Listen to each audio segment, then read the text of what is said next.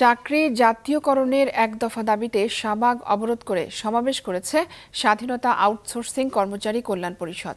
এদিকে প্রাথমিক শিক্ষা ক্যাডার ঘোষণা, ক্যারিকুলাম পরিবর্তন সহ ৯ দাবিতে মিরপুরে মানববন্ধন করেছেন প্রাথমিকের শিক্ষকরা।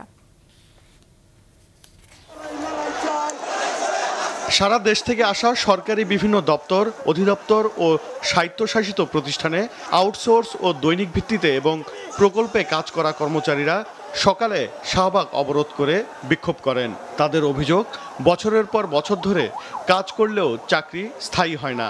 এছাড়াও আছে ঠিকাদারদের দৌরাত্ম্য, বেতন ভাতায় বৈষম্য আর বছরে 2টি উৎসব বোনাসও না পাওয়ার বঞ্চনা।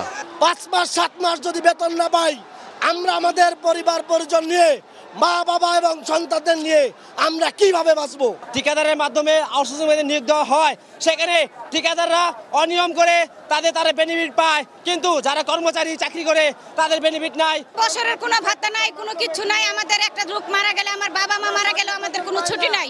এমন পরিস্থিতিতে তাদের আশা, নতুন অন্তর্বর্তীকালীন সরকার তাদের দাবি মেনে চাকরি জাতীয়করণ করে দূর করবে সব বৈষম্য।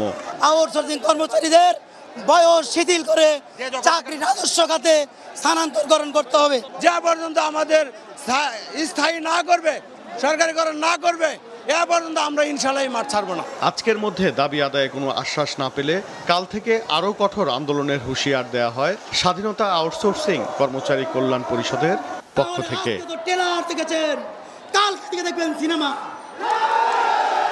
পরে তাদের একটি প্রতিনিধি দল প্রধান উপদেষ্টার সাথে দেখা করে দাবি তুলে ধরলে তা পূরণের আশ্বাস পান।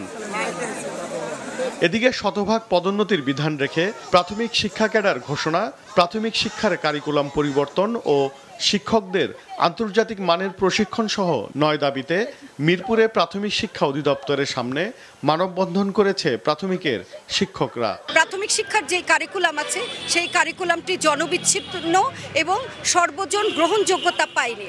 আমরা এই কারিকুলামের বাতিল চাই।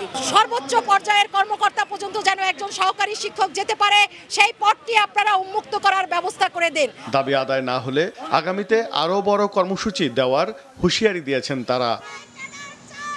ওবায়দুল কবির, মাছরাঙা সংবাদ, ঢাকা।